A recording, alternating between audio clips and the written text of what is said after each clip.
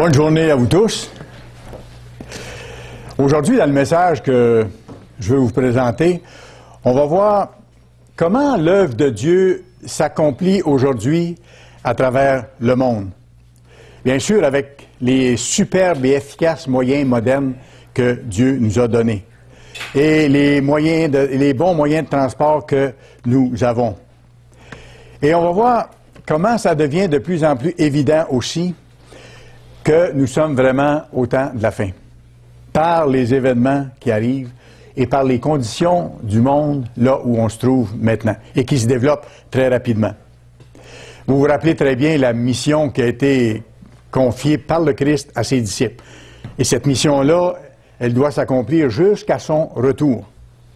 Le Christ a dit à ses disciples à un moment donné, il leur dit, allez de par tout le monde et prêchez la bonne nouvelle à toute la création. Vous vous rappelez de ça?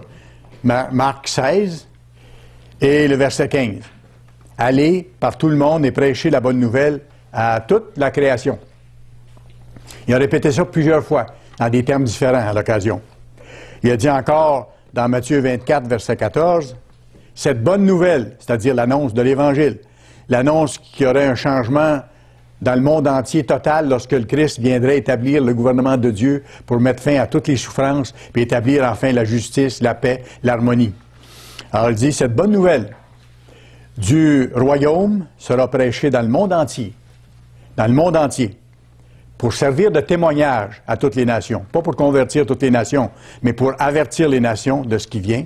Et parmi ceux qui sont avertis, Dieu en appelle quelques-uns. Donc cette bonne nouvelle doit être prêchée dans le monde entier, pour servir de témoignage à toutes les nations. Et le Christ, dans Matthieu 24, 14, où c'est mentionné, dit en terminant, alors viendra la fin, quand on aura fait cette couverture totale du monde entier. Ça ne voudra pas dire que chaque être humain sera individuellement averti et qu'on parlera à chaque être humain. Mais le message, lui, aura fait le tour de la planète. Allez à Acte 1. Acte 1. Un autre passage qui parle de la même chose. Un autre passage qui parle de la même chose, Acte 1. Et pour vous situer le contexte, c'est juste avant que le Christ retourne au trône de son Père, après sa résurrection. Il parlait avec ses disciples, il leur a donné une directive en pensant à la Pentecôte, où il allait recevoir le Saint-Esprit. Il dit, éloignez-vous pas de Jérusalem, restez là, et vous allez recevoir une puissance, le Saint-Esprit. Vous connaissez le contexte. Alors, lisons Acte 1, verset 8.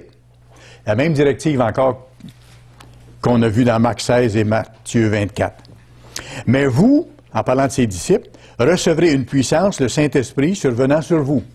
Ce qui s'est produit à la Pentecôte et qui se produit chaque fois qu'une personne est baptisée et qu'un ministre de Dieu lui impose les mains, elle reçoit le Saint-Esprit. Et de ces gens-là, certains, à un moment donné, sont désignés ministres par Dieu pour enseigner sa parole puis aller annoncer l'Évangile comme tel. Et tout le reste de l'Église soutient cet effort-là par les prières, par les offrandes, par les dîmes, par l'encouragement. Alors il dit, mais vous recevrez une puissance, le Saint-Esprit, survenant sur vous. Et regardez, vous serez mes témoins à Jérusalem, ça commençait par là où il était, à Jérusalem, dans toute la Judée, un peu plus loin, dans la Samarie, un peu plus loin encore, et jusqu'aux extrémités de la terre. Et jusqu'aux extrémités de la terre. Et ça, c'est le titre de mon message aujourd'hui. Jusqu'aux extrémités de la terre. C'était la mission qui avait été confiée à l'Église. Mais eux ne pouvaient pas le réaliser à ce moment-là, ne pouvaient pas l'accomplir. Ils n'avaient pas les moyens techniques, ils n'avaient pas les moyens que nous avons maintenant pour parcourir l'ensemble de la planète. Et extrémité de la terre, ici le mot extrémité en grec, c'est eschatos. E-S-C-H-A-T-O-S. Extrémité de la terre, c'est eschatos, c'est-à-dire les lieux les plus éloignés de la planète. Okay? Donc, le Christ avait annoncé d'avance qu'un jour, ses disciples iraient jusqu'aux lieux les plus éloignés de la planète pour annoncer la bonne nouvelle de la délivrance de l'humanité. Et nous avons aujourd'hui des églises aux extrémités de la terre. On a des petites églises aux extrémités de la terre, il y a des membres parfois qui sont seuls, mais qui sont dans les lieux les plus éloignés. Et certains de nos ministres visitent des gens aux endroits les plus éloignés du globe, ce qui n'était pratiquement pas possible auparavant. On va jusqu'à l'extrémité sud de l'Afrique, on va aux confins de l'Amérique, ou je devrais dire des Amériques. Il n'y a pas si longtemps, M. Gerald Weston, qui est le directeur canadien de l'Église du Dieu vivant, a visité des gens dans le Grand Nord canadien, près du cercle arctique. Alors, ça vous donne une idée, déjà.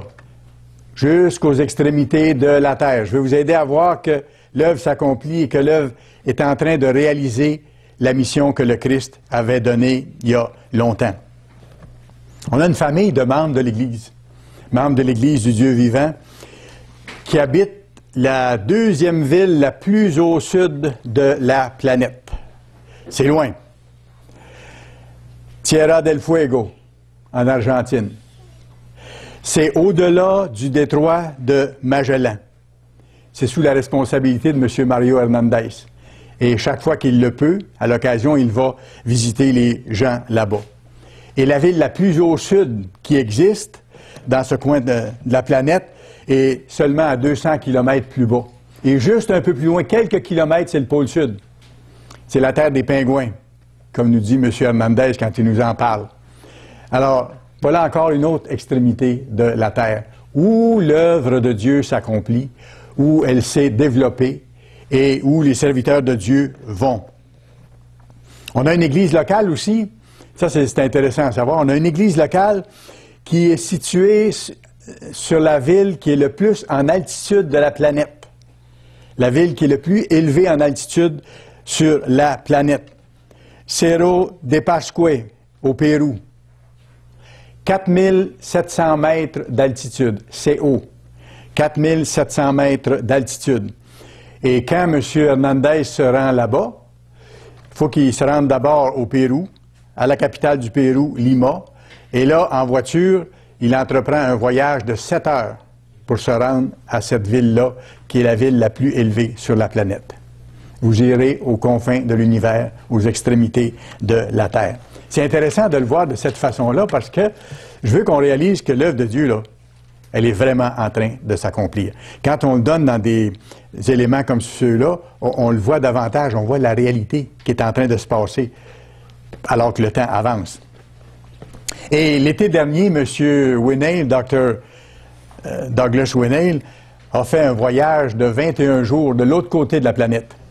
Il a comme presque fait le tour de la planète, pour ainsi dire, en 21 jours. Et il a visité des pays importants. Nouvelle-Zélande, Australie, Afrique du Sud. Et ça démontre en même temps, lui a fait ça en 21 jours, et vous allez voir la distance qu'il a parcourue, et le nombre de personnes qu'il a rencontrées, le nombre de personnes auxquelles il a prêché, et c'est phénoménal comparé à ce que les apôtres pouvaient faire à leur époque, avec pas de téléphone, pas d'Internet, pas de télévision, pas de voiture, pas d'avion, à pied, à dos d'animal, ou en bateau. C'est comme ça qu'ils voyageaient. Alors, le travail se faisait, mais beaucoup moins rapidement qu'il se fait maintenant. Là, on voit que ça se fait rapidement et autour du globe. Alors, on va voir un peu des événements qui touchent la Nouvelle-Zélande, l'Australie et l'Afrique du Sud, qui sont des événements prophétiques qui se réalisent actuellement sous nos yeux. De l'autre côté du monde. C'est très loin. On en entend même peu parler dans les nouvelles. Mais c'est important qu'on le voit dans les nouvelles de l'œuvre pour voir que partout, l'œuvre s'accomplit actuellement. D'abord, M. Winnail a quitté Charlotte, qui est sur la côte est des États-Unis, pour traverser les États-Unis puis se rendre à San Francisco. Première partie de son voyage. 5h30 de vol, 3600 km. Ça, c'est avant de quitter les États-Unis. Il a juste traversé d'un côté à l'autre des États-Unis. De San Francisco, il a repris un avion pour se rendre en Nouvelle-Zélande, dans la ville de Auckland. Là, il a voyagé de nuit. 13 heures d'avion. 13 heures d'avion, 10 400 km parcourus. OK? Dans un trajet. On parle que les serviteurs de Dieu, au temps de la fin, peuvent se déplacer très rapidement à cause des moyens que Dieu nous donne. Et dans cette ville-là, M. Winnail nous raconte dans un message qu'il a présenté à Charlotte comme rapport un peu de son voyage, lorsqu'il est revenu, dans la ville d'Auckland, c'est-à-dire autour de la ville d'Auckland, mais même un peu dans la ville, il y a 45 volcans. C'est intéressant de voir les situations, là. Il y a 45 volcans éteints autour de la ville. Et M. Winnail disait, vous imaginez si Dieu permet que ces volcans-là, ou quelques-uns de ces volcans-là, se réveillent. Vous imaginez la situation des gens qui vivent là et qui vivent dans la région. 45 cratères de volcans autour de la ville. On a un bureau de l'Église, là d'ailleurs, dans la maison de M. Penman, dont j'ai donné des annonces tantôt. Alors là, M. Winnail a donné conférence du monde de demain. Et pour vous donner un petit goût de ce que sont ces conférences-là, lorsque les ministres de Dieu vont parler dans d'autres pays comme ça, habituellement, ils vont dire dans une conférence, qu'est-ce qui attend les Nouveaux-Zélandais, par exemple, dans l'avenir? Qui êtes-vous et qu'est-ce qui vous attend? D'où est-ce que vous venez? Et là, il leur explique un peu d'où viennent les descendants d'Israël moderne, les nations israélites modernes. Et il leur explique la prophétie, qu'est-ce qui les attend. Et après, il répond aux questions. Mais dans cette ville-là, il y avait beaucoup de gens qui ne sont pas des Israélites, comme tels. Des gens de d'autres nations qui habitent là, qui sont venus. Et c'est la plus grosse conférence qu'il y a eu. C'est-à-dire la conférence où il y a eu le plus de gens qui se sont présentés, des gens qui ne sont pas de l'Église. 301 personnes. Et ça a duré longtemps après les questions qu'il y a eu. Alors, quand M.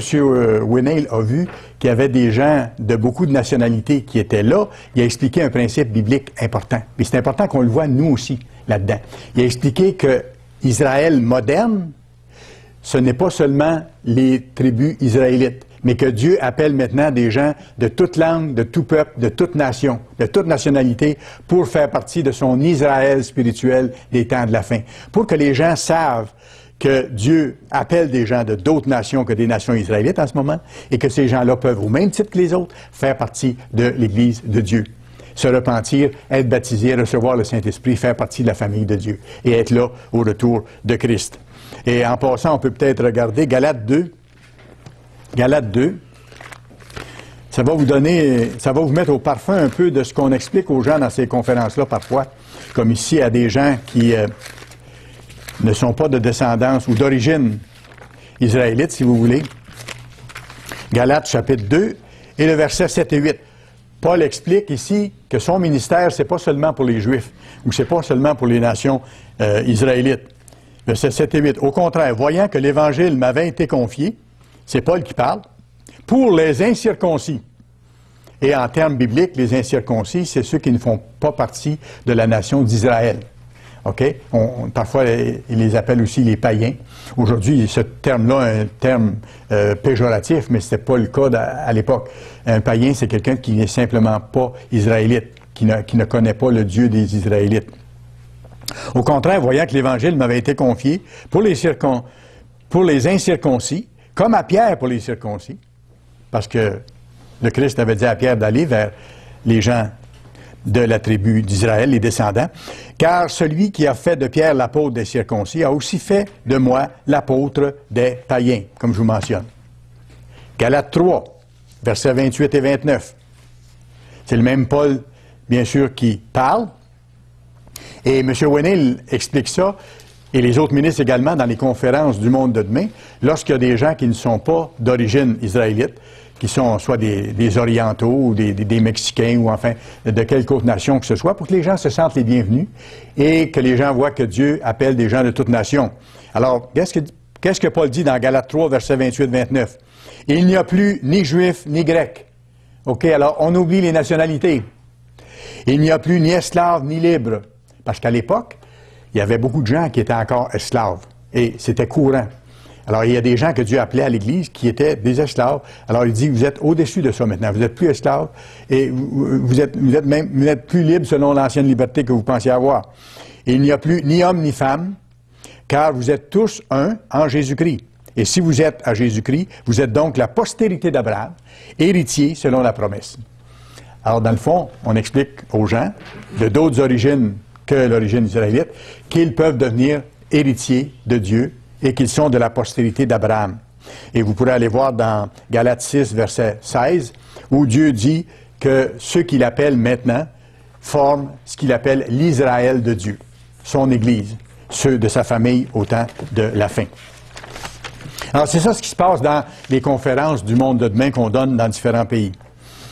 Et M. Winnail a continué en leur expliquant pourquoi les pays israélites sont tellement bénis, ont été tellement bénis, et sont encore, dans une certaine mesure, abondamment bénis, bien que ce soit en train de changer et de plus en plus rapidement.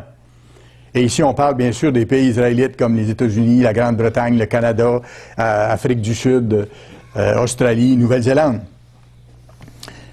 Alors, ils ont eu une telle abondance, et on en a encore. Mais pourquoi? Genèse 22. Dans ces circonstances-là, on explique aux gens d'où vient cette abondance-là à certains pays en particulier, alors que ce n'est pas le lot de tous les pays dans le monde, de toutes les nations dans le monde. D'où est-ce que c'est venu, ça? Est-ce que c'est parce que les Israélites étaient beaucoup plus intelligents, beaucoup meilleurs que les autres? Absolument pas. Absolument pas. Genèse 22, versets 15 à 18. Ici, c'est le contexte où Abraham, qui a été appelé par Dieu, ne lui a pas refusé son fils. Vous vous rappelez de cette circonstance-là. Et après qu'Abraham a eu démontré à Dieu qu'il voulait à tout prix lui appartenir et faire sa volonté, Dieu lui a fait une promesse irrévocable. Verset 15, Genèse 22. L'ange de l'Éternel appela une seconde fois Abraham des cieux et dit, « Je le jure par moi-même, parole de l'Éternel, parce que tu as fait cela, que tu n'as pas refusé ton fils, ton unique, je te bénirai. Et je multiplierai ta postérité, comme les étoiles du ciel, et comme le sable qui est sur le bord de la mer. Et ta postérité possédera la porte de ses ennemis. Toutes les nations de la terre seront bénies en toi, parce que tu as obéi à ma voix. » Alors voilà ici la promesse que Dieu a faite à Abraham. Il dit, tes descendants, là, ils vont être extrêmement nombreux et extrêmement bénis. Et on voit ailleurs qu'ils ont possédé et qu'ils possèdent encore les territoires les plus riches de toutes sortes de façons de la planète. Riches en capacité de production agricole, riches en minéraux, riches de toutes sortes de façons, en cours d'eau, pays où coule le lait et le miel. Et c'est ce que nos nations ont eu. Vous pourrez continuer une étude biblique, si vous le voulez, à ce sujet-là. C'est fantastique, même plus qu'une étude biblique. Prenez Genèse, chapitre 49. Vous allez voir les promesses qui sont faites à chacun des enfants de Jacob, les 12 fils d'Israël. Et vous voyez dans l'histoire comment ces promesses-là se sont réalisées. Les promesses d'abondance, les promesses de richesse que Dieu leur a faites. Et après ça, vous savez, Dieu a fait alliance avec les descendants d'Abraham au mont Sinaï. Il leur a donné les 10 commandements. Il a dit, voici quelles sont mes lois. Voici la voie pour être heureux et vivre dans l'abondance et garder les promesses que j'ai faites. Et profiter des largesses que je vais vous faire en conséquence des promesses que j'ai faites à Abraham. C'était une alliance. Ils ont fait un contrat. Ils ont signé un contrat avec Dieu à ce moment-là. Une alliance, c'est un contrat. Ils s'engageaient à lui obéir. Et ça voulait dire qu'il allait avoir des bénédictions pour tout ça. Et que si en bout de ligne, après un certain temps, il se détachait de Dieu, qu'il y aurait des conséquences fâcheuses. D'ailleurs, c'est pour ça que les prophètes de l'Ancien Testament étaient envoyés vers les rois d'Israël pour les avertir quand la nation se détournait. Et ces prophètes-là de l'Ancien Testament, on les appelle souvent, c'est écrit comme ça dans la Bible, les messagers de l'Alliance. Il y a une raison à ça. Messagers de l'Alliance, parce que ça, c'était la base, c'était le contrat entre les Israélites et leur Dieu. Dieu a dit, si vous suivez mes lois, voici les bénédictions qui vont vous accompagner. Mais si vous vous détournez un jour, il y aura des conséquences, il y aura des malédictions. Et comme je dis, les prophètes allaient voir les rois d'Israël, puis ils disaient, vous avez délaissé l'alliance. Vous allez avoir des conséquences. Et ils en ont eu des conséquences. Mais on sait qu'il y a une dualité dans la Bible aussi. Et que nos nations, rendues dans le temps où ils sont rendus, et se détournant de Dieu comme elles se détournent de Dieu, vont subir les mêmes conséquences qui étaient annoncées à l'époque. Ces conséquences-là, on les appelle les malédictions. Et on peut en voir la description dans Deutéronome, chapitre 28. Ça aussi, ça fait partie d'une étude de Bible approfondies qu'on peut faire. C'est les malédictions que Dieu a dit devoir envoyer aux descendants d'Israël, surtout à la fin des temps, s'ils se détournaient de lui.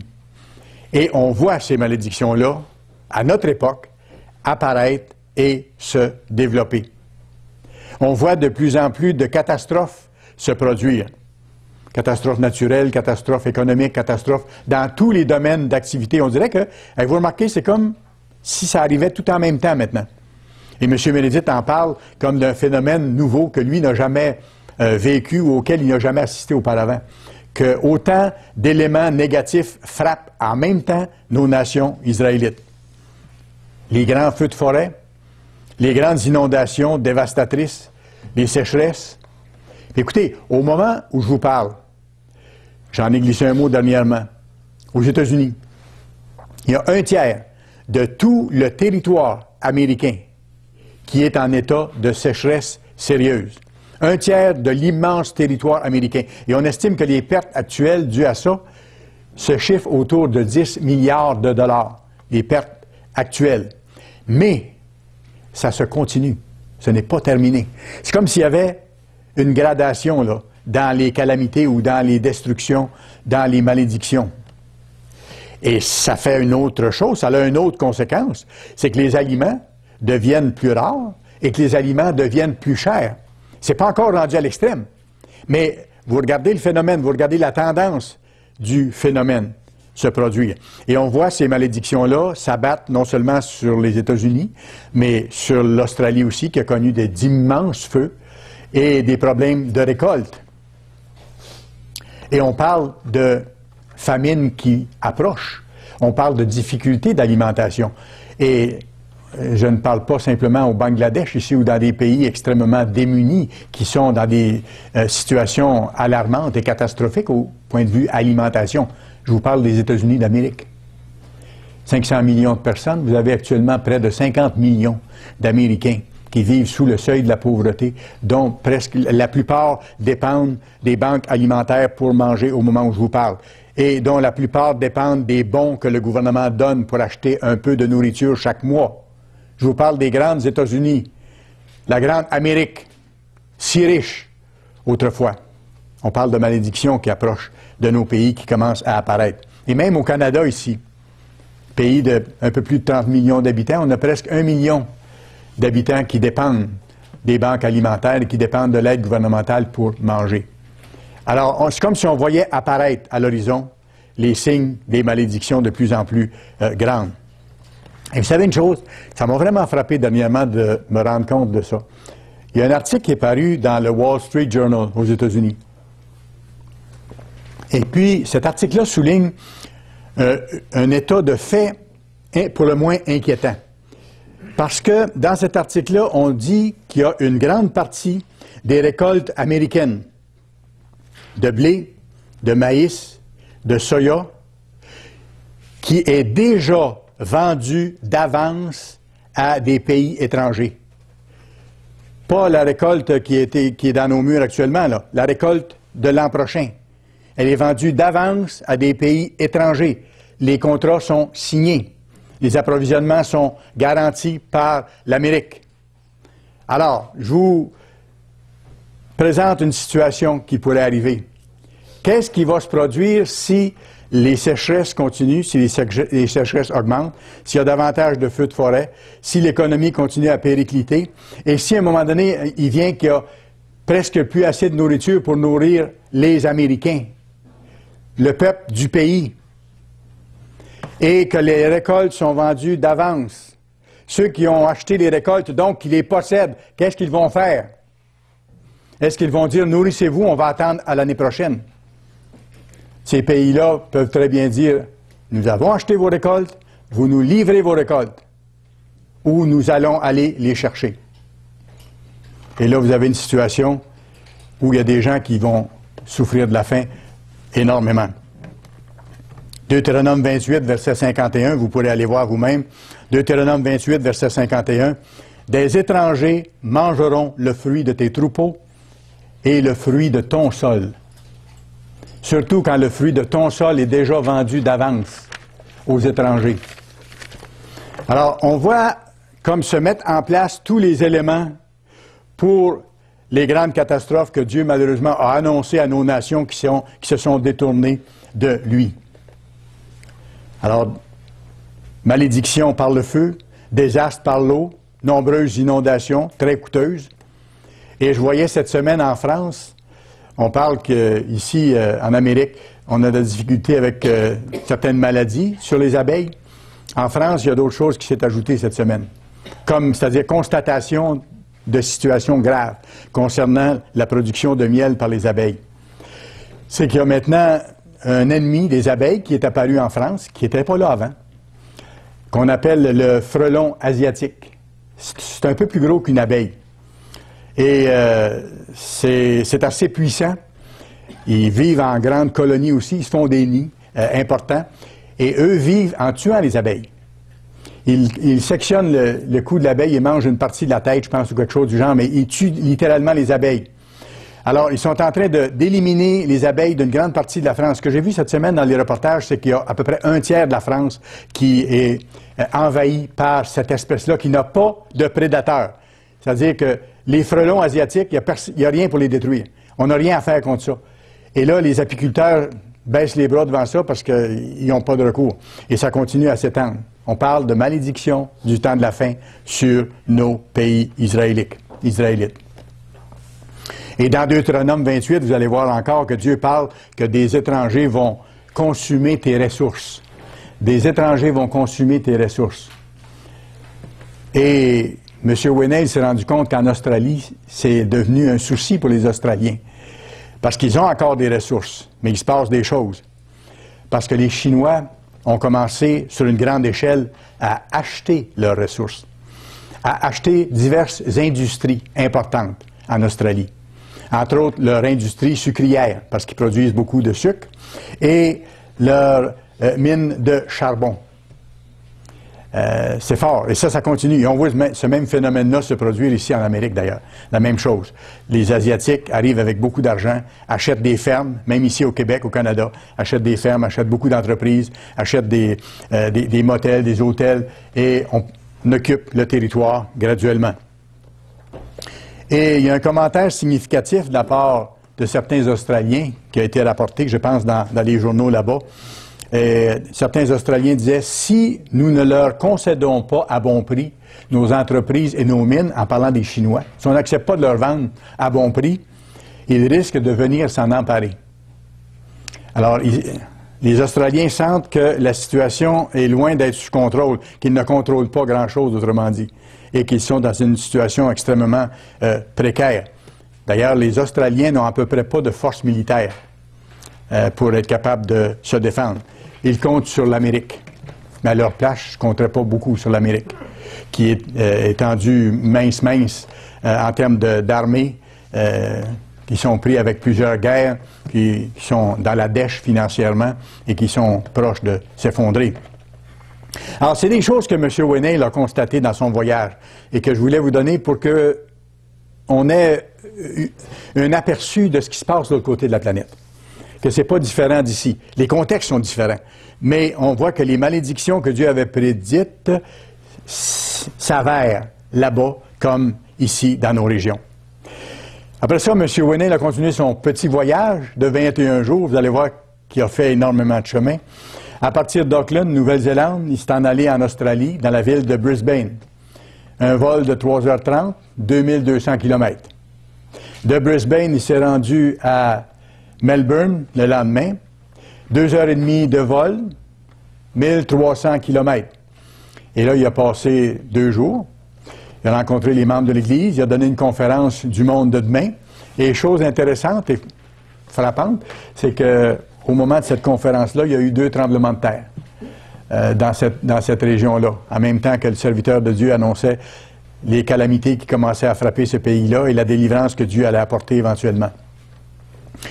De Melbourne, après, où il a passé 2 jours, M. Winnell ensuite a repris l'avion pour aller à Adélaïde, 1h30 de vol, 640 km. Là, on a un bureau là-bas. Et cette région-là du Queensland a eu des inondations majeures dernièrement. Alors, les récoltes ont été endommagées et ainsi de suite. Un peu la même chose qu'aux États-Unis. Quand c'est pas le feu, c'est l'eau. mais c'est les récoltes qui sont, dans plusieurs cas, atteintes. Adélaïde, il a pris l'avion pour se rendre à Perth, une autre ville d'Australie, 3h30 de vol, 2000 km. Et là, il y a une dame, membre de l'Église, qui a dit à M. Winnail, « Bienvenue au bout du monde ». Et dans un sens, c'est un peu le bout du monde, c'est à une extrémité assez frappante. Là, M. Winnail a donné conférence. Après ça, de Perth, en Australie, il est parti pour se rendre en Afrique. Afrique du Sud, Johannesburg. Et là, ce voyage-là de Perth en Australie à Johannesburg, ça a été 11h30 dans l'avion. Ça c'est long. Et 8300 km de territoire parcouru. Beaucoup plus vite que Paul, hein? J'imagine, qu'à pied ou en bateau, à voile. Et aussitôt qu'il est arrivé là-bas, il a pris un autre avion pour Cape Town, un autre 2 heures de vol, 1200 km. C'est assez fatigant, ces voyages-là. C'est carabiné, hein, comme déplacement, puis vivre dans les avions, vivre dans les aéroports, puis préparer la prochaine conférence, puis c'est du gros travail. Ces hommes-là travaillent extrêmement fort. Et là-bas, à Cape Town, il a donné une étude biblique et il a visité plusieurs personnes. Après ça, retour à Johannesburg, et il explique à quel point les terres autour de cette région-là sont productives, en Afrique du Sud de façon générale aussi, à cause justement des promesses que Dieu a faites à Abraham, du fait que ses descendants auraient les meilleurs territoires de la planète. Harrisburg. Alors, Harrisburg, c'est une petite ville qui est pas loin de Johannesburg, mais un petit peu en dehors. On a mis le bureau de l'œuvre là par souci de sécurité. Parce qu'en Afrique du Sud, sécurité, il n'y en a pas beaucoup. C'est complètement différent de tout ce qu'on vit ici. Même si nous, nos villes se détériorent, là-bas, c'est encore beaucoup plus dangereux que nous, ce qu'on peut vivre ici. Alors, les bureaux de l'œuvre sont dans cette petite ville-là, ou un gros village qui s'appelle Harris Smith, au nord-est de Johannesburg. Et là-bas, il y a des barres de fer aux fenêtres, hein? Ça, c'est courant, là. Même dans les villages autour, là. Il y a M. Christo Botta, qui est un ancien ingénieur qui s'occupe du bureau là-bas avec son épouse Réa. On les a rencontrés à la conférence déjà, des gens vraiment sympathiques qui se consacrent entièrement à l'œuvre. De là, M. Winnail a voyagé en voiture jusqu'à Pretoria, où il a prêché au sabbat, et le lendemain donné conférence du monde de demain. Retour à Johannesburg en voiture. Et là, on prend l'avion et on monte au nord de l'Afrique. On monte au nord de l'Afrique. Dakar, Sénégal. 7h30 de vol de nuit, 4000 km. C'est des grands continents. De Dakar, il a pris l'avion vers Washington, 7h30, 6400 km. Arrivé à Washington, on change tout de suite d'avion. On fait 1h30 de vol encore, 500 km jusqu'à Charlotte. Alors, en résumé, vous avez vu qu'il y a plusieurs changements, là, plusieurs vols, plusieurs rencontres, plusieurs présentations publiques. En résumé, son voyage, 44 000 km. 44 000 km, 21 jours. Ça, c'est des heures, là. 62 heures en vol. 62 heures assis dans les avions. Ça, je vous épargne le nombre d'heures d'attente dans les aéroports aussi, là, ce qui est extrêmement fatigant. 5 présentations du monde de demain, un peu partout dans ces territoires-là. Un peu plus que 700 nouvelles personnes qui se sont présentées à ces conférences-là. Alors, voyez-vous le fruit que ça a donné? C'est vraiment très encourageant. 3 réunions de sabbat avec les membres, études bibliques, et il a rencontré personnellement 300 membres de l'Église dans les régions qui ont été visitées. Plus, M. Winnail a fait une conférence pour les ministres de toutes ces régions-là, ensemble, à un moment donné, au cours du voyage. En plus de plusieurs visites individuelles. Et M. Winnail dit que les membres ont été vraiment encouragés que quelqu'un du quartier général se déplace comme ça, puis aille les voir, passe du temps avec eux autres. Leur explique aussi ce qui se passe ici dans l'œuvre. Parce que nous autres, c'est intéressant de voir ce qui se passe de l'autre côté de la planète, mais pour eux, ils aiment savoir ce qui se passe de ce côté ici également, et ça crée des liens avec le quartier général.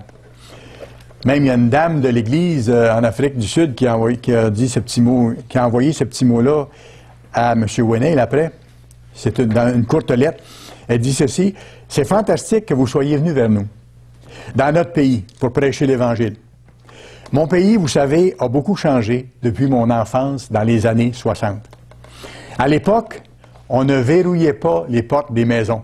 Ça va vous rappeler quelque chose, les plus vieux d'entre nous. À l'époque, on ne verrouillait pas les portes des maisons. Les enfants jouaient sur les trottoirs et dans les rues sans difficulté. Les gens respectaient tous les niveaux d'autorité dans la société et il y avait une paix que nous manquons beaucoup aujourd'hui. Et après, la dame continue avec des remerciements personnels pour M. Winnail, des choses qu'il a faites. Alors, oui, cette petite description-là, dans le fond, ça décrit ce que les plus vieux parmi nous, on a déjà vécu, nous autres, dans ce genre de circonstances-là, où les gens n'avaient pas peur de se promener la nuit, à pied, dans des endroits même pas éclairés, dans des petites villes ou dans des grandes villes, parce qu'il n'y en avait pas de problème, ou à peu près pas de problème. Les gens n'avaient pas peur, mais les choses ont beaucoup changé. Pourquoi les choses ont tellement changé? Parce que les gens ont tellement changé par rapport à Dieu. Avant, il y avait encore la mise en pratique de certains principes moraux, de certaines valeurs religieuses qui leur avaient été inculquées, et les gens ont jeté ça par-dessus bord. Alors, à mesure qu'ils l'ont fait, Dieu s'est retiré d'eux. Dieu s'est retiré de nos nations. La paix s'est en allée, la sécurité s'est en allée, l'insouciance s'est en allée, et ça a été remplacé par ce que nous voyons maintenant. M. Winnail a constaté différentes choses dans ces pays-là. Entre autres, ce que je vous parle maintenant, c'est que ces pays-là qui étaient soi-disant chrétiens, se disent encore chrétiens, mais ont perdu les valeurs religieuses et on voit dans ces pays-là l'immoralité augmenter à une vitesse vertigineuse. Et c'est pour ça que les châtiments vont arriver rapidement à un moment donné aussi, plus vite et plus fort qu'on peut le voir maintenant. Par exemple, en Australie, vous avez une nouvelle première ministre. Elle s'appelle Julia Gillard, ou Gillard, Julia Gillard. Et vous savez comment les journaux de l'Australie décrivent la nouvelle première ministre? On parle d'un nouveau monde, on parle de nouvelles générations, on parle de nouveaux genres d'administrateurs, avec une nouvelle philosophie, ou des nouvelles valeurs, si on peut appeler ça des valeurs. Les journaux en Australie décrivent cette dame-là comme d'abord une féministe, deuxièmement une athée, une athéiste, une adultère, c'est marqué dans les journaux. Quatrièmement, une dame qui fait farouchement la promotion de l'avortement sur demande. Et c'est une dame qui habite avec un conjoint gay.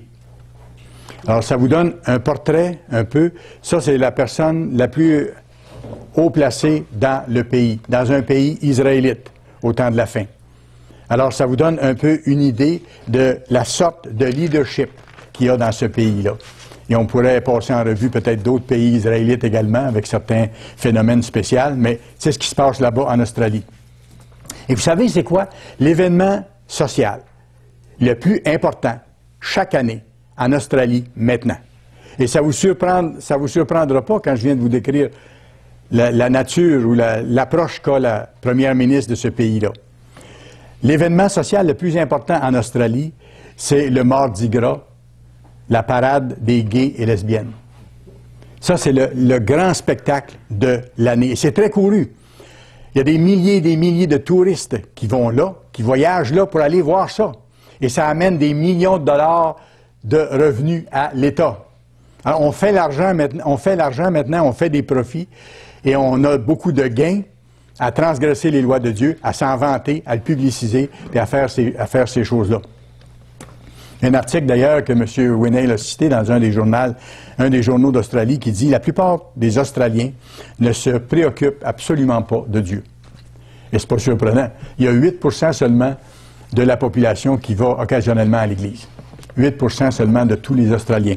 Et je vous rappelle, c'est un pays israélite, là, qui croyait autrefois en Dieu, qui avait autrefois certaines valeurs. Deutéronome 4. Deutéronome chapitre 4.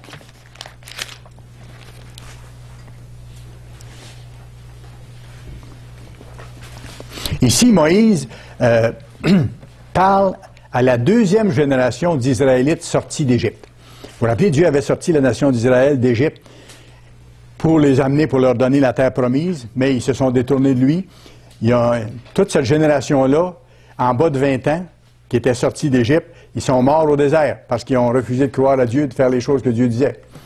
Et maintenant, leurs enfants, qui avaient moins de 20 ans quand ils sont sortis d'Égypte, là, ils sont sur le point d'entrer en terre promise. Et là, regardez ce que Moïse leur dit. Deutéronome 4, verset 9. « Seulement, prends garde à toi et veille attentivement sur ton âme, tous les jours de ta vie, de peur que tu n'oublies les choses que tes yeux ont vues et qu'elles ne sortent de ton cœur. Enseigne-les à tes enfants. Il parlait à la génération qui avait vu leurs parents mourir au désert pour s'être détournés de Dieu. Il dit, faites attention de ne pas refaire la même chose, là. Vous savez ce qui leur est arrivé. Et nous, on a les exemples de ceux qui nous ont précédés aussi. On a les exemples des Israélites sortis d'Égypte également, sous nos yeux. Verset 1 du même chapitre 4. Maintenant, Israël, écoute les lois et les ordonnances que je vous enseigne. Mettez-les en pratique afin que vous viviez. C'est pas pour le malheur des hommes. Et que vous entriez en possession du pays que je vous donne. Que vous donne l'Éternel, le Dieu de vos pères. Alors, voyez-vous, c'était l'avertissement qui avait été donné aux Israélites. Mais qu'est-ce qu'ils ont fait, les descendants, par la suite? Là, eux autres sont entrés en terre promise. Il y a eu l'histoire du monde jusqu'où on est rendu. Qu'est-ce que nos nations ont fait avec ce qu'ils savent? Et qu'est-ce qu'elles font des avertissements qu'on leur donne même? Alors, la responsabilité va un jour être mise complètement sur leurs épaules. Ils auront été avertis. Et ils vont être avertis plus fort qu'on le fait maintenant. Mais on le fait énormément et on le fait depuis plusieurs années. Mais ils sont avertis et ils vont être avertis davantage.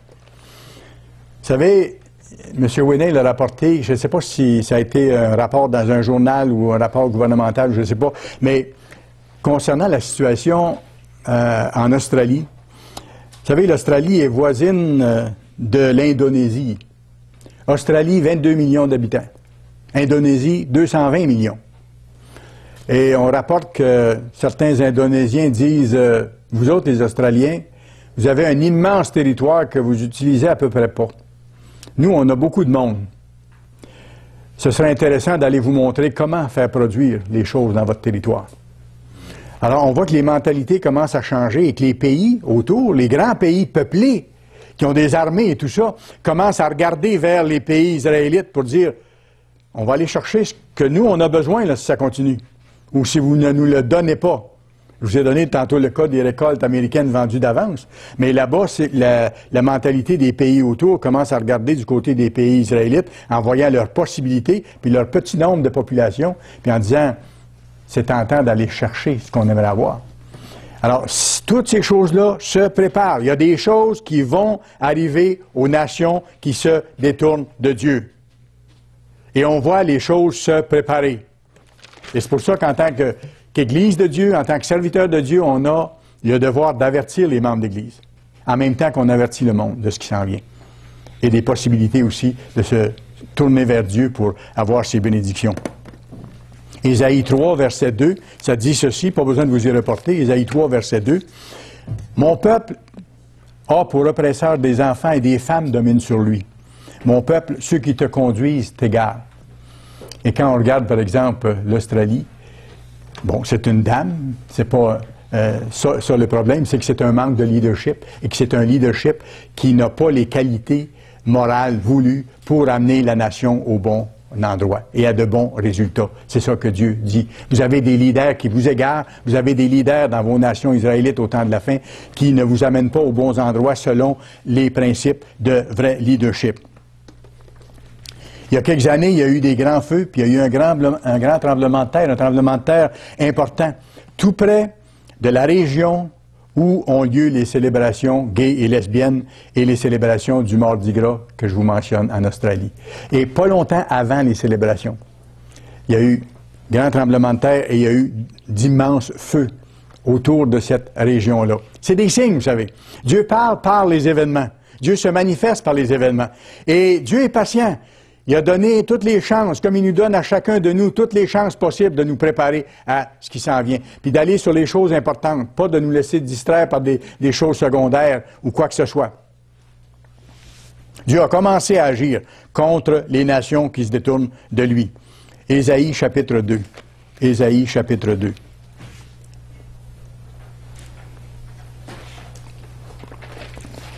Description prophétique de ce qui se passe dans nos pays au temps de la fin. Ésaïe 2, versets 7 et 8.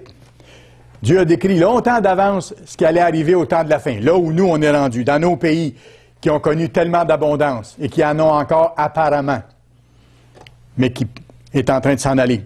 Le pays est rempli d'argent et d'or. Oh oui, le pays est rempli d'argent et d'or. Et même que l'argent est en train de ne plus rien valoir. Quand les presses américaines roulent à plein rendement pour produire des dollars, plus ils le font, moins ces dollars-là ont de valeur. Et au cours des prochains mois, vous allez voir la valeur de la monnaie américaine s'effondrer. On parle d'une possibilité de 30% d'effondrement, de dévaluation du dollar américain au cours des prochains mois. Le pays est rempli d'or, rempli d'argent. Et les gens courent après de plus en plus cet argent-là pour se mettre à l'abri. C'est pour ça que vous avez de plus en plus de convoitises d'argent, vous avez de plus en plus de trigauderies, de manœuvres pour s'emparer de l'argent, de vols, d'escroqueries à tous les niveaux, que vous avez beaucoup de corruption, parce que les gens veulent essayer de sauver leur peau. Ils voient venir le danger et ils essaient de se sauver en s'accaparant le plus possible de richesses. Le pays est rempli d'argent et d'or. Il y a des trésors sans fin. Le pays est rempli de chevaux. Il y a des chars sans nombre. Le pays est rempli d'idoles. Ils se prosternent devant l'ouvrage de leurs mains, devant ce que leurs doigts ont fabriqué. Oui, les gens courent après l'argent. Pas parce que l'argent n'est pas une bonne chose, c'est un moyen d'échange important. Mais quand on court après ça comme étant notre Dieu, notre Sauveur, c'est un autre Dieu devant Dieu. Les gens cherchent à avoir le plus de possessions possible. Ceux qui ont 3 maisons en veulent 5. Ceux qui ont 2 blocs appartements en veulent 8. Et c'est jamais assez. Ceux qui ont 1 million, 5 millions en veulent 5, en veulent 10. C'est jamais assez. Les gens courent après tous les divertissements possibles. Ça aide à oublier la réalité ou ça aide à enlever la peur de ce qui peut être en avant parce qu'on pense à d'autres choses. Deutéronome 28. Deutéronome chapitre 28.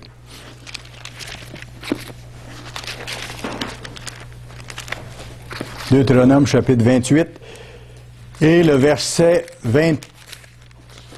43. Verset 43. L'étranger qui sera au milieu de toi s'élèvera toujours plus au-dessus de toi, et tu descendras toujours plus bas. C'est ce qui est en train de se passer.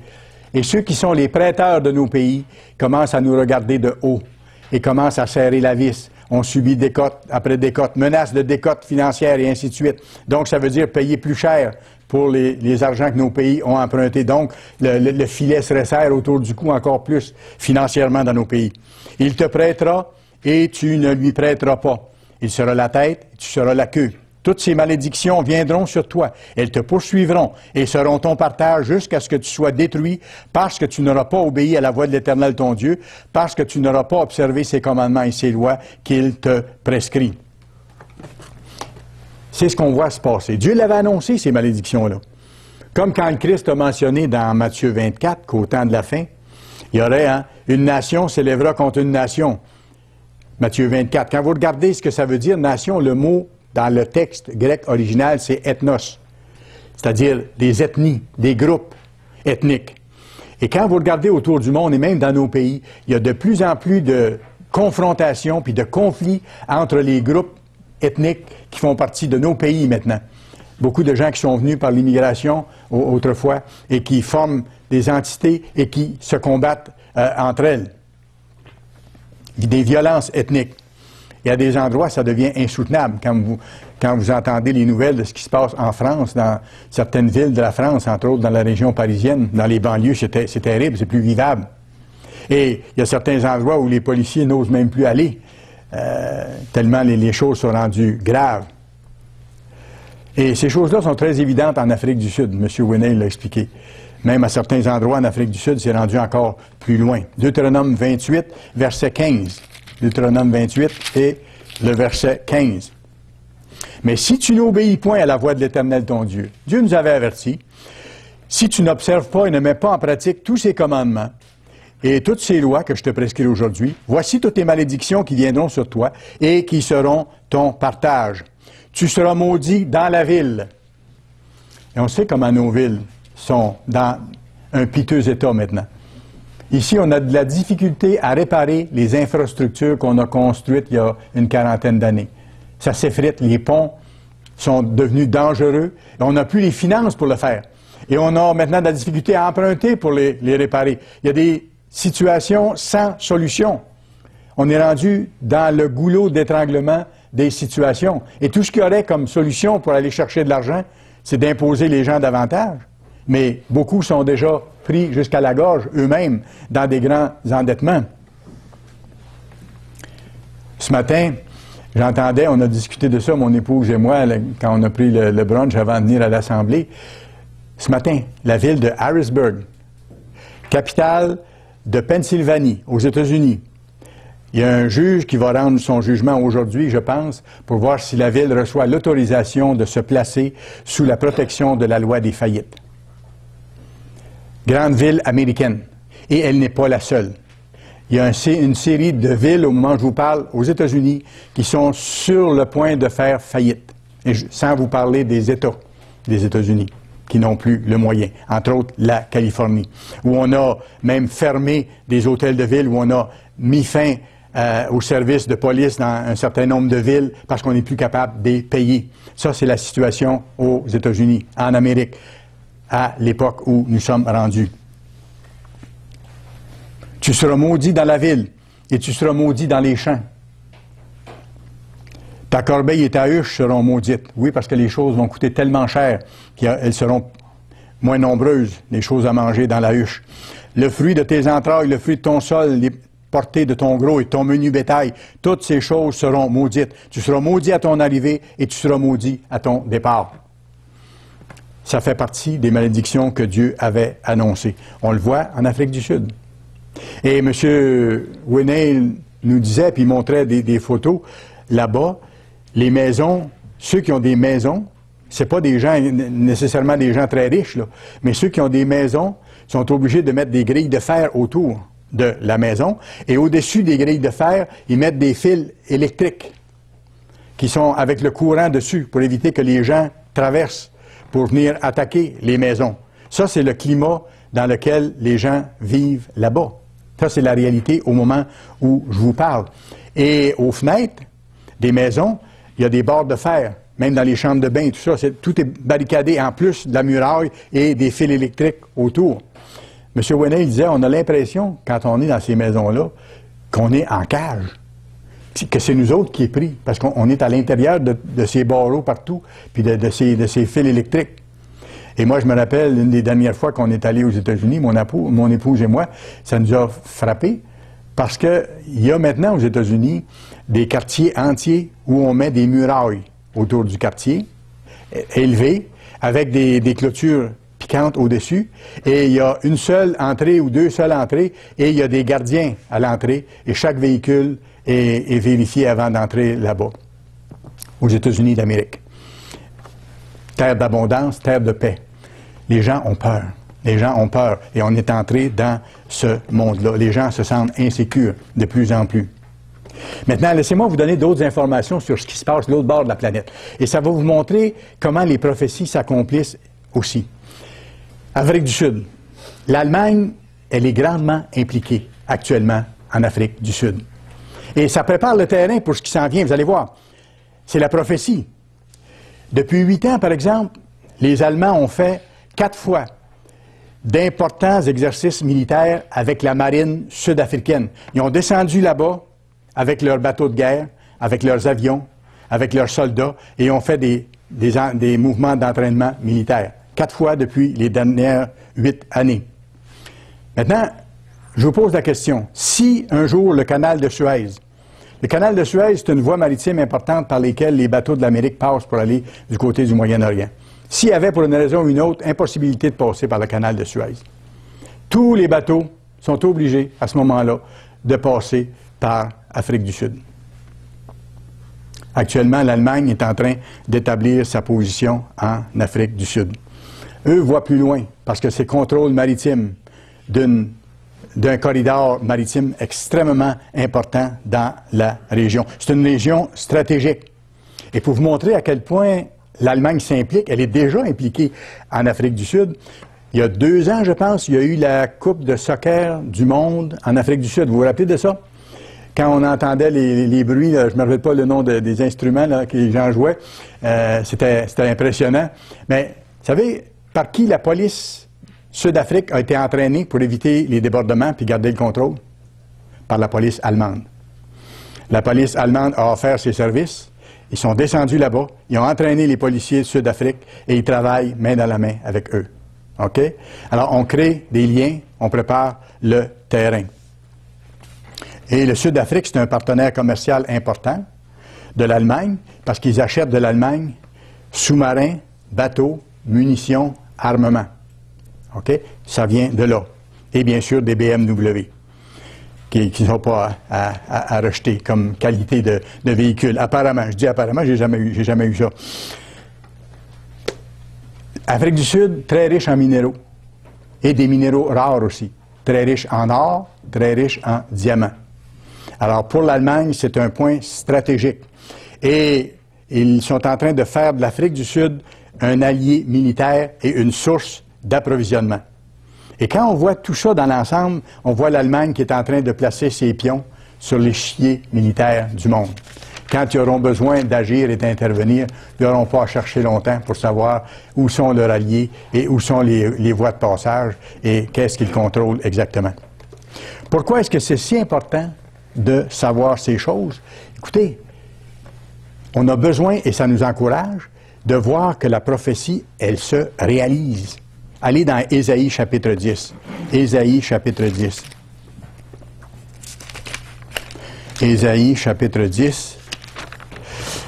Je trouve ça, pour ma part, extrêmement motivant et encourageant de faire partie de l'Église du Dieu vivant qui nous enseigne ces choses-là d'avance. Quand on voit les prophéties se réaliser, on dit ce Dieu-là est réel, ce qu'il a dit arrive, et c'est lui que je veux servir, et je veux changer et faire sa volonté en toutes circonstances.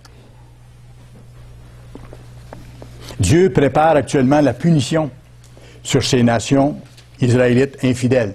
Et l'Allemagne, ça va être le bâton privilégié de sa colère. Ésaïe 10 et le verset 5 et 6. Malheur à la Syrie, à l'Assyrien. L'Assyrien, c'est l'Allemand, parce que la Syrie, dans la Bible, c'est un autre nom pour désigner l'Allemagne. Verge de ma colère, voyez-vous, le bâton de la punition de Dieu. La verge dans sa main. C'est l'instrument de ma fureur. C'est Dieu qui parle. Je l'ai lâché. Il parle comme si c'était au passé, mais c'est futur. Je l'ai lâché contre une nation impie, une nation de pécheurs qui se sont détournés de moi, qui ont abandonné mes lois. Je l'ai fait marcher contre le peuple de mon courroux, le peuple que je dois punir parce que je les aime, parce que je veux qu'ils comprennent enfin et que je puisse les ramener à moi, pour qu'ils se livrent au pillage et fassent du butin, et pour qu'ils le foulent aux pieds comme la boue de la rue. Alors Dieu va se servir de l'Allemagne, qui sera en charge de l'Europe unie, pour châtier les nations israélites au temps de la fin. Et on voit que l'Allemagne actuellement positionne ses pions un peu partout dans le monde. Vous savez, l'Angleterre ne fera pas partie des 10 rois du temps de la fin dont on parle pour l'Europe. L'Angleterre n'en fera pas partie. Vous savez, l'économie des États-Unis va continuer à s'effriter, à s'affaiblir et à s'effondrer, même si il peut y avoir occasionnellement, pour une courte durée, un semblant de reprise ou des vœux de reprise de la part de ses dirigeants. La fin des choses est déjà établie et on voit ces choses-là arriver. Et on peut vous dire une autre chose aussi, c'est que la France ne dirigera pas l'Europe au temps de la fin. La France ne dirigera pas l'Europe au temps de la fin. Osée chapitre 5. Osée chapitre 5. On va commencer à lire au verset 5. L'orgueil d'Israël témoigne contre lui. Israël et Éphraïm tomberont par leur iniquité, par leur faute, par leur péché. Avec eux aussi tombera Juda. Ils iront avec leurs brebis et leurs bœufs chercher l'Éternel, mais ils ne le trouveront pas.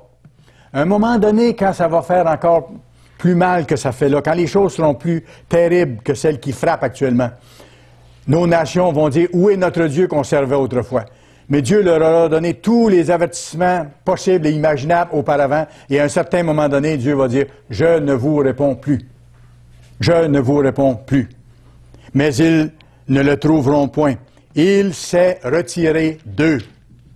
Il s'est retiré d'eux. Ils ont été infidèles à l'Éternel, car ils ont engendré des enfants illégitimes. Maintenant, 1 mois suffira pour les dévorer avec leurs biens. Verset 8. Sonnez de la trompette à Gibéa, sonnez de la trompette à Rama, poussez des cris à Beth-Aven. Derrière toi, Benjamin, Éphraïm sera dévasté au jour du châtiment. J'annonce aux tribus d'Israël une chose certaine. Les chefs de Juda sont comme ceux qui déplacent les bornes. Je répandrai sur eux ma colère comme un torrent. Ils ont déplacé les bornes, et ces bornes, ce sont les fêtes de l'Éternel. Ils ont déplacé les bornes qui nous donnent le plan de Dieu, qui nous donnent exactement les étapes de ce qui s'en vient. Les chefs de nos nations et les chefs religieux de nos nations ont déplacé les bornes que Dieu avait établies comme fête pour nous donner son plan sur sa création. Osée 7, juste un peu plus loin. Verset 11. Éphraïm est comme une colombe stupide, sans intelligence. Ils implorent l'Égypte, ils vont en Assyrie. Voyez-vous, nos pays israélites, majoritairement Éphraïm, Manassé, au temps de la fin, vont se tourner vers d'autres pays pour essayer d'avoir de l'aide. S'ils partent, je tendrai sur eux mon filet. Je les précipiterai comme les oiseaux du ciel. Je les châtierai, regardez bien, je les châtierai comme ils en ont été avertis dans leur assemblée. Avez-vous remarqué? J'ai souligné ça ici. Comme ils en ont été avertis dans leur assemblée. Nos nations ont été averties, et elles le sont. C'est d'ailleurs notre mission. Et c'est ce que nous faisons avec le plus de force et le plus intensément, parce que c'est la mission, le travail que Dieu nous a donné au temps de la fin, d'avertir les nations d'Israël et d'avertir le monde. Il dit, ils en ont été avertis dans leur assemblée. Qu'est-ce que le Christ avait dit? Vous irez jusqu'aux extrémités de la terre. Et nous le faisons. Ésaïe 45, s'il vous plaît. Ésaïe chapitre 45. Ésaïe chapitre 45. Ésaïe chapitre 45. Et vous allez voir comment ceci se confirme. Ésaïe 45 et le verset 19. Ésaïe 45 et le verset 19. Regardez ce que Dieu dit ici par rapport au message qui a été annoncé aux nations israélites. Je n'ai point parlé en cachette. Non, il a envoyé ses serviteurs depuis le tout début. Le Christ avait dit à ses disciples, allez en Judée, allez en Samarie, allez à travers le monde jusqu'aux extrémités de la terre. Et c'est ce que l'Église a fait au cours de l'histoire, qu'elle fait de façon plus intense au temps de la fin, parce qu'on est au temps de la fin. Et il dit, vous n'aurez même pas fini de parcourir les villes d'Israël que le Christ sera revenu. On n'aura pas à avertir chaque individu, on n'aura même pas le temps de faire le tour des villes d'Israël que le Christ va être revenu. Je ne vous ai point parlé en cachette, dans un lieu ténébreux de la terre. Je n'ai point dit à la postérité de Jacob, cherchez-moi vainement. Autrement dit, vous allez me chercher, mais vous ne me trouverez pas. Non, non. Ailleurs, il dit, cherchez l'Éternel et vous le trouverez. Cherchez-moi vainement. Non, non, j'ai jamais dit ça, c'est ce que Dieu dit. Moi, l'Éternel, je dis ce qui est vrai, je proclame ce qui est droit. Verset 21. Verset 21. Déclarez-le et faites-les venir, qu'ils prennent conseil les uns des autres. Qui a prédit ces choses dès le commencement? Même les malédictions dont je vous ai parlé tantôt, qu'on voit arriver. Et depuis longtemps, les a annoncées. N'est-ce pas moi, l'Éternel? Il n'y a point d'autre Dieu que moi. Je suis le seul Dieu, juste et qui sauve. Verset 22. Tournez-vous vers moi et vous serez sauvés. Tournez-vous vers moi et vous serez sauvés. C'est ce qu'on annonce aux gens lorsqu'on leur parle, lorsqu'on fait des conférences. Vous tous qui êtes aux extrémités de la terre. Avez-vous remarqué l'expression? Vous tous qui êtes aux extrémités de la terre. Qu'est-ce que le Christ avait dit à ses disciples? Vous tous qui êtes aux extrémités de la terre, car je suis Dieu et il n'y en a point d'autre. Le Christ a donné cette mission-là. Nous sommes en train de l'accomplir. Dieu a fidèlement et largement accompli sa promesse, faite à Abraham, de bénir abondamment les descendants d'Abraham, nos nations israélites. Mais Dieu, comme on l'a vu, avait averti nos nations que si elles se détournaient, que si elles rejetaient ses lois, qu'elles perdraient tout ce qu'il leur avait donné. Et c'est ce qu'on voit se passer. Cette terrible, effrayante réalité se profile à l'horizon. On en voit les signes actuellement. Jérémie chapitre 30. Jérémie chapitre 30, un peu plus loin. Jérémie chapitre 30. Le temps dont il est question ici dans Jérémie chapitre 30, il approche. On en voit les signes très évidents maintenant. le temps d'angoisse pour les nations israélites modernes. Le temps d'angoisse approche. Verset 7. Malheur, car ce jour est grand. Il n'y en a point eu de semblable. C'est un temps d'angoisse pour Jacob. Et vous vous rappelez, le Christ a dit qu'il va venir une détresse comme il n'y en a jamais eu et comme il n'y en viendra jamais plus. Et c'est ça ici. Il n'y en a pas eu de semblable, ce qui s'en vient.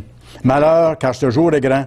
Il n'y a pas eu de jour semblable dans l'histoire. C'est un jour d'angoisse pour Jacob, donc pour les descendants de Jacob aujourd'hui. Quand on parle d'angoisse, on parle de situations terribles. Pourquoi? Vous le voyez au verset 15. Pourquoi te plaindre de ta blessure, de la douleur, que cause ton mal? C'est à cause de la multitude de tes iniquités, du grand nombre de tes péchés, que je t'ai fait souffrir ces choses. Toujours pour leur bien, pour apprendre à nos nations à se tourner vers Dieu puis à abandonner leur voie mauvaise. On revient au verset 7, à la fin. Un temps d'angoisse pour Jacob, mais il en sera délivré. En ce jour-là, dit l'Éternel des armées, je briserai son joug de dessus ton cou, je romprai tes liens, et des étrangers ne t'assujettiront plus. Ce sera terminé l'esclavage. Il n'y en aura plus. Plus jamais. Et regardez, pourquoi il n'y en aura plus jamais? Ils serviront l'Éternel leur Dieu. Les gens auront un changement de cœur à ce moment-là. Ils vont vouloir servir Dieu pleinement. Et David, leur roi, que je susciterai. Wow! Voyez-vous qu'on parle de l'avenir? Il dit, ils serviront à ce moment-là l'Éternel leur Dieu, mais pas juste l'Éternel, ils vont servir David. Pourquoi? Parce que David aura été ramené en vie, il aura été ressuscité, et il sera à nouveau roi sur Israël. Alors Dieu dit oui aux nations israélites modernes, je dois vous punir, et ce sera terrible, mais après, je vous délivrerai, et vous aurez compris. Vous saurez que je suis l'Éternel. Et David sera votre roi, et les choses vont changer. Ne t'effraie pas, Israël, car je te délivrerai de la terre lointaine, parce que nos gens auront été amenés en captivité. Je délivrerai ta postérité du pays où elle est captive. Jacob reviendra et il jouira du repos et de la tranquillité, et il n'y aura personne pour les troubler. Ce sera terminé. Histoire ancienne que cette histoire malheureuse du monde qui s'est détournée de Dieu. Aujourd'hui, Dieu a un petit troupeau, fidèle, qui se prépare, qui se purifie. Un petit troupeau qui soutient l'annonce de l'Évangile pour que ce soit complété sur la face de la terre et aux nations israélites. Un petit troupeau qui, s'il est fidèle, qui s'il continue à se purifier, va être protégé de la grande détresse qui vient, comme on voit dans Apocalypse 3. La promesse est là. Vous serez mes témoins jusqu'aux extrémités de la terre. Nos émissions de télévision couvrent de plus en plus de pays à travers le monde et de plus en plus de régions. On entre même en Chine, via Hong Kong, par les émissions de M. Gerald Weston, qui est le directeur canadien. Les serviteurs de Dieu vont prêcher l'Évangile jusqu'aux confins de la terre, comme on a vu. Même jusqu'aux portes du pôle Nord, jusqu'aux portes du pôle Sud. On a des membres et même des églises dans les lieux les plus éloignés du globe. Par Internet, nous rejoignons tous les pays du monde actuellement, ce qu'on n'avait jamais fait auparavant. Ça, c'est fort, parce que M. Apartia, je me rappelle, nous avait dit en 2002, vous allez voir, Internet, c'est un outil que Dieu met dans les mains de ses serviteurs pour accomplir l'œuvre des temps de la fin. Et on le voit se réaliser maintenant. Parce que par Internet, au moment où je vous parle, nous rejoignons tous les pays du monde, sauf deux. Un tout petit pays au nord de l'Italie qui s'appelle San Marino, 30 000 de population. Et un pays beaucoup plus grand, Corée du Nord, 30 millions. C'est les deux seuls endroits de la Terre où nous ne sommes pas entrés par Internet, nous n'avons pas eu de réponse. Nous avons eu des réponses Internet de tous les autres pays à travers le monde, à part ces deux-là. Quand on dit que l'Évangile est annoncé aux extrémités de la terre, elle l'est. Les choses avancent, les choses progressent. L'œuvre s'accomplit, puis en même temps, les prophéties annoncées se réalisent.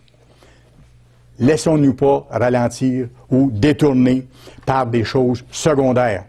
Approchons-nous de Dieu, marchons avec lui, faisons l'œuvre, veillons et tenons-nous prêts, joyeusement, à la grande délivrance qui vient pour l'ensemble de l'humanité.